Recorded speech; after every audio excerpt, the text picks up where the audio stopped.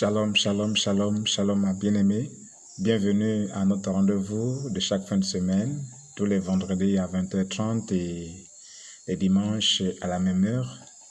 Nous sommes aujourd'hui un jour particulier parce que nous allons commencer quelque chose de nouveau. Nous étions pendant près de 2 semaines sur un thème, la sanctification, qui est vraiment un thème très très important, surtout à l'heure actuelle, à l'heure où nous tous nous sommes déjà en train d'attendre le retour de Jésus. Et donc, il fallait qu'on en parle. Nous continuerons à en parler. Mais pour l'essentiel, retenons que Dieu tient à ce que nous puissions nous sanctifier corps, âme, esprit. Dieu tient à ce que nous puissions nous sanctifier de l'intérieur comme de l'extérieur. Parce que Dieu non seulement voit notre cœur, c'est vrai, mais il voit aussi notre corps. Il tient compte aussi de ce que nous faisons de notre corps. Il tient compte de ce que nous faisons de notre cœur. Il tient compte de notre aspect intérieur comme de notre aspect extérieur. Et donc, il n'y a aucun aspect à négliger sur nous parce que tous, autant que nous sommes créés avec un corps, mais aussi bien entendu avec une âme et avec un esprit. Et si Dieu nous a créés avec ces trois dimensions, le corps, l'âme, l'esprit, c'est parce que tout est donc important à ses yeux. Donc, pour retenir, recherchons la sanctification intérieure comme extérieure en nous éloignant du péché sous toutes ses formes. C'est seulement ceux-là qui se sont sanctifiés que le Seigneur pourra enlever le jour de la trompette.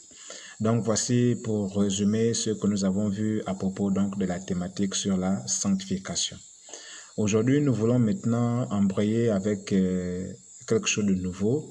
Nous voulons parler de comment donc aller vers l'enseignement. Il y a plusieurs manières d'aller vers l'enseignement ou encore vers la quête de la vérité. Beaucoup sont ceux-là qui cherchent à savoir comment il faut être sauvé, à l'image donc de ce jeune homme riche qui est allé voir Jésus pour dire « Maître, qu'est-ce qu'il faut faire pour être sauvé ?» Beaucoup d'entre nous aujourd'hui cherchons à savoir la vérité, à connaître la vérité.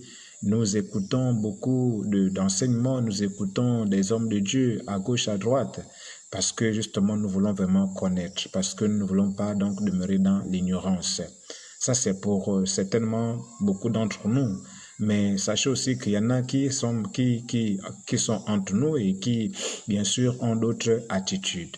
Donc, ce soir, nous voulons voir 4 façons donc d'aller vers l'enseignement ou encore d'aller vers la vérité, ou 4 manières de chercher à connaître la vérité. Alors, nous allons donc voir la première manière. Cette première manière, c'est celle qu'on appelle la manière des pharisiens.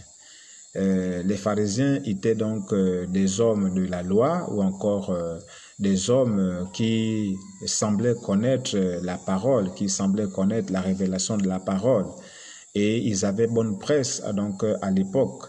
Et donc, ils croyaient donc tout connaître, sinon mieux connaître la parole. Et donc, quiconque venait avec une nouvelle révélation était très mal vu et cette personne était vue comme un rival qui venait comme pour leur enlever le pain donc de la bouche.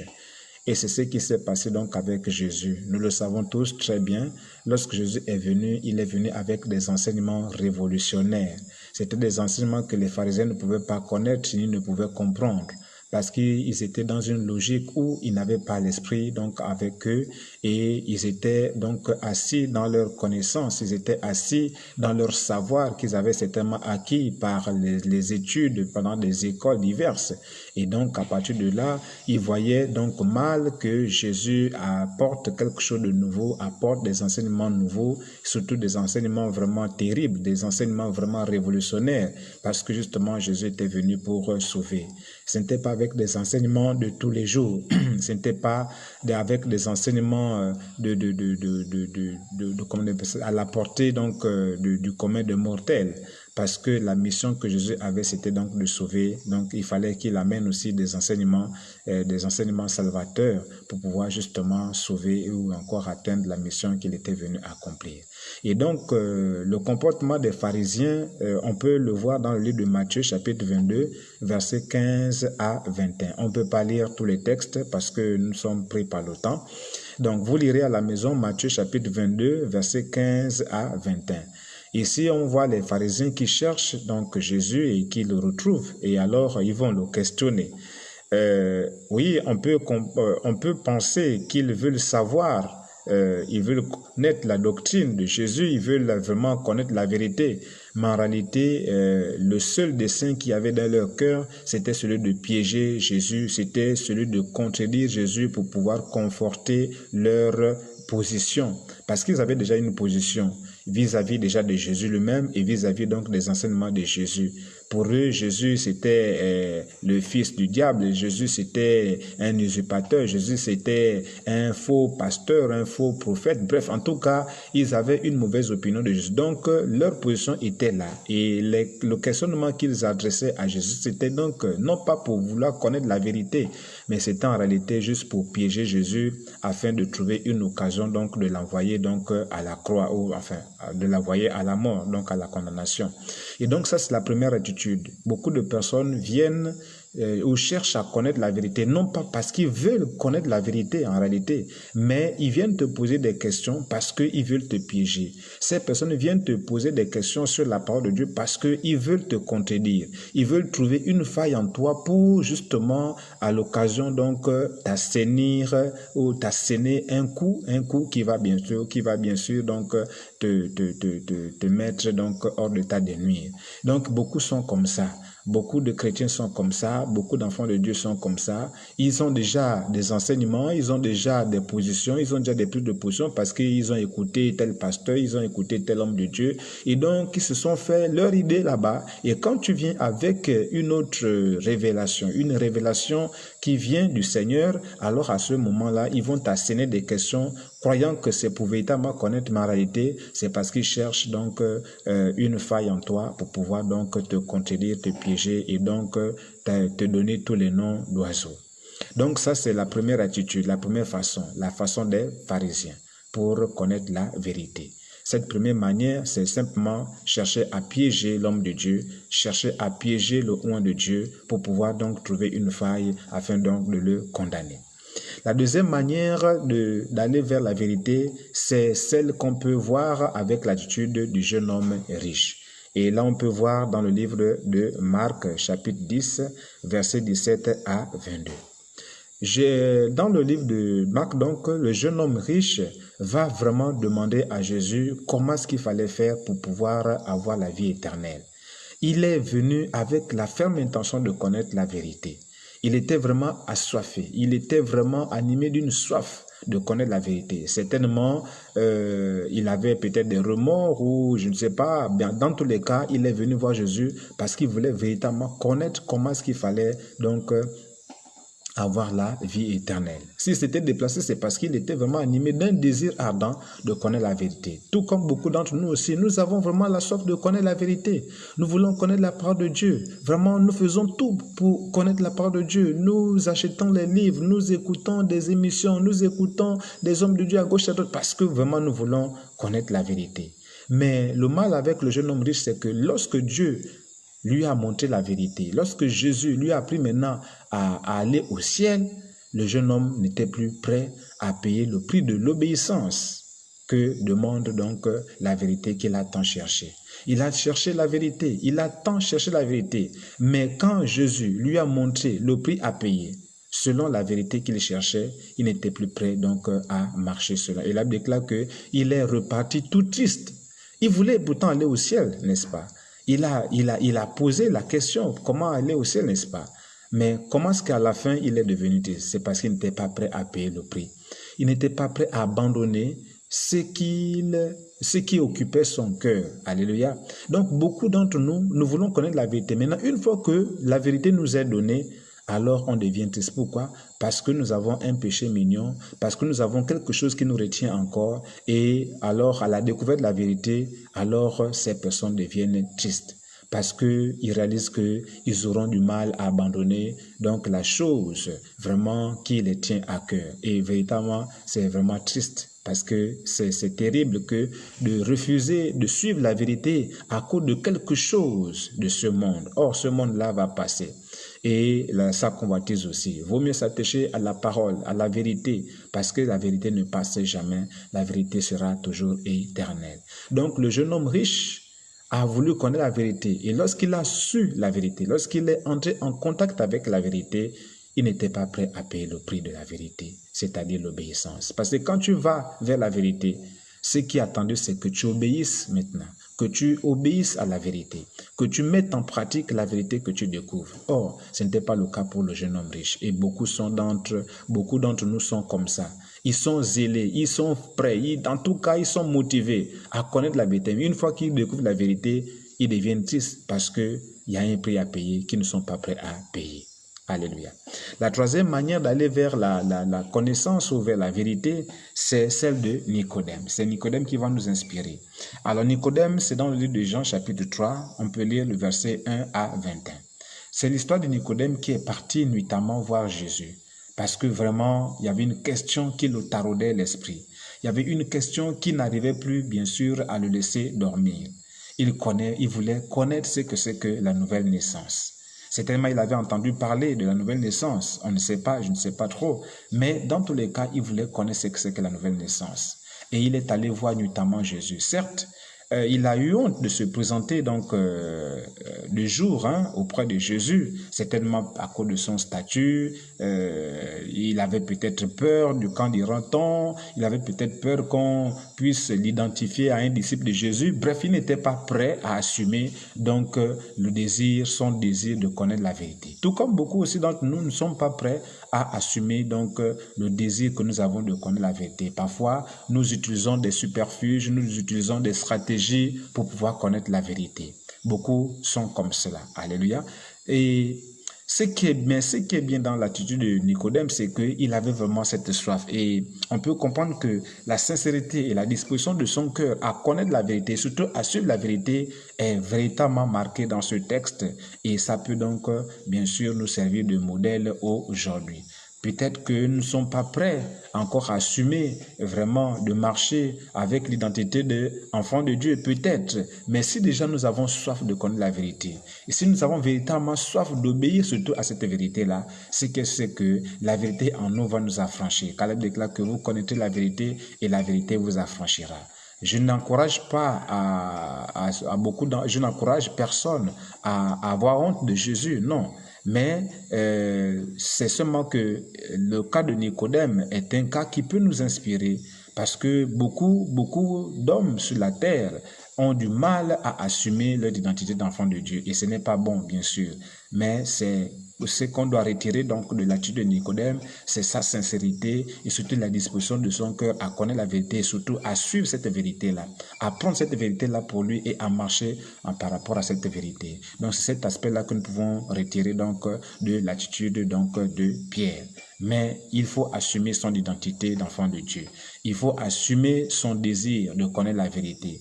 Quitte à ce qu'on puisse nous appeler de tous les noms. Mais le plus important, c'est de connaître la vérité parce que la vérité seule affranchit. Elle peut même affranchir aussi de la honte d'être identifié comme enfant de Dieu. Alléluia. Et la dernière manière d'aller vers la vérité, c'est celle qu'on peut retrouver dans le livre des Actes des Apôtres au chapitre 17. Et là, à partir du verset 10 jusqu'au verset 12, on voit un peu les habitants de Bérée, les frères de Bérée. Alors, ce qu'on doit remarquer, c'est qu'ils avaient, la Bible déclare qu'ils avaient une noblesse de cœur. Et leur noblesse consistait donc déjà à avoir la soif de connaître la vérité. Ils étaient vraiment assoiffés de connaître la vérité. Et ils avaient tout fait pour connaître la vérité.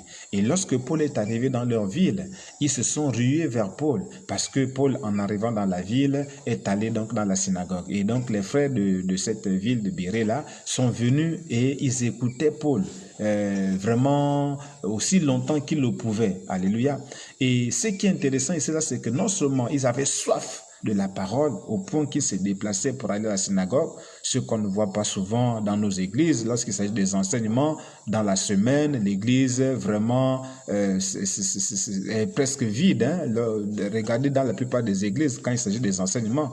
Mais si c'est le culte de dimanche, vraiment le temple est plein. Mais quand ce sont les enseignements dans la semaine, vraiment l'église est presque vide. Mais eux, ce n'était pas le cas. Ils allaient vraiment assidûment au temple écouter Paul. Donc ça, c'est déjà la première chose très importante et très intéressante à noter ici. Ils avaient soif vraiment de la parole et ils faisaient tout pour aller vers la parole. Et ils faisaient tout vraiment pour pouvoir accéder à cette parole-là. Et la deuxième chose la plus intéressante qu'on peut avoir ici, là, c'est que quand ils écoutaient Paul, alléluia, ils ne manquaient pas de vérifier ce que Paul disait dans les Écritures. C'est ça la bonne attitude, bien-aimé. Il faut avoir soif de connaître la vérité. C'est très important, bien-aimé. Parce que c'est la dimension de notre soif qui va déterminer aussi le débit de la vérité qui va donc entrer en nous. Alléluia. De même que tu vas boire la quantité d'eau en fonction de la soif que tu vas éprouver, de même aussi la soif, la quantité de la soif ou bien l'intensité de la soif de la parole va aussi déterminer les révélations qui vont donc être accordées par le Seigneur. Donc, je nous encourage aujourd'hui, bien aimés, à avoir la soif de la parole, à désirer ardemment la parole, alléluia, et surtout vraiment, après avoir écouté la parole, toujours vraiment demander à Dieu, non pas pour mettre en cause, non, mais c'est toujours intéressant de demander à Dieu. D'abord, premièrement, est-ce que cette parole-là, c'est la vérité? Et si c'est la vérité, est-ce qu'il n'y a pas autre chose que le Seigneur peut encore nous révéler? Parce que personne ne peut épuiser la révélation de la parole. Donc, c'est toujours mieux d'aller approfondir, alléluia, d'aller approfondir. Et surtout, vraiment, surtout qu'aujourd'hui, nous sommes en face de beaucoup de pasteurs, beaucoup de prophètes. Oh, il y a des faux là-dedans. Donc, c'est toujours bien de faire comme les Béréens, c'est-à-dire, on reçoit la parole, on va d'abord avec la soif de la parole, la soif d'écouter la parole, et une fois qu'on est en contact avec la parole, on reçoit cette parole d'abord de tout son cœur, et puis par la suite, aller toujours prier le Seigneur, toujours demander à Dieu, Seigneur, j'ai reçu telle parole. Est-ce que tu es là-dedans? Est-ce que c'est toi? Est-ce que c'est la vérité? Seigneur, si ce n'est pas la vérité, vraiment que cette parole ne fasse rien dans ma vie. Mais si c'est la vérité, que cette parole-là me transforme, que cette parole me délivre, que cette parole brise les chaînes dans ma vie. Bref, si c'est la vérité qui vient de toi, alors que cette parole-là m'enrichisse encore davantage. Mais si cela ne vient pas de toi, que cette parole soit vraiment balayée de mon cœur. Alléluia. Voilà la bonne attitude qu'il faut avoir. Avoir soif de la parole, mais aussi toujours demander à Dieu de nous confirmer sa parole, mais de nous révéler encore davantage les choses au-delà de la parole qu'on a entendue. Alléluia. C'est ce qui faisait donc la noblesse de nos frères béréens. Ils avaient confiance en Paul, c'est vrai. Ils avaient reconnu Paul comme un oint de l'Éternel, c'est vrai. Mais cela ne leur a pas empêché quand même de toujours regarder dans les Écritures pour voir si ce que Paul disait, c'était conforme aux Écritures. Et c'est ce qui faisait en sorte qu'ils étaient vraiment très puissants dans la foi. Parce qu'il y avait toujours une concordance entre ce que Paul disait et ce que disait donc la parole de Dieu. Bien-aimés, la foi vient de ce qu'on entend et ce qu'on entend vient de la parole de Christ. Donc, il est important pour nous que ce que nous écoutons vienne véritablement de Christ. Et pour savoir si ça vient de Christ, la seule chose à faire, c'est d'aller prier, demander à Dieu de nous révéler la parole, sa parole à lui, au-delà de ce que l'homme de Dieu a dit. Ça ne sert à rien de critiquer, ça ne sert à rien de raisonner, ça ne sert à rien de parler à gauche, à droite. Ça ne sert absolument à rien. Ça, c'est du pharisianisme tout simplement. Alléluia. La meilleure chose à faire, c'est d'adopter donc l'attitude des Béréens.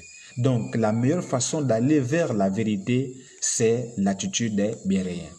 Avoir soif de la vérité et surtout, toujours vérifier à la lumière des Écritures si ce que nous attendons vient de Dieu. Si ça vient de Dieu, notre foi ne sera que plus boostée. Si ça ne vient pas de Dieu, cette parole-là n'aura aucun effet sur nous parce que Dieu ne permettra pas que le mensonge puisse trouver place en nous. Si véritablement tu pars avec la soif de connaître la vérité, c'est que Dieu se révélera à toi parce qu'il ne voudra pas que tu restes dans l'ignorance, car lui-même sait que l'ignorance tue son peuple.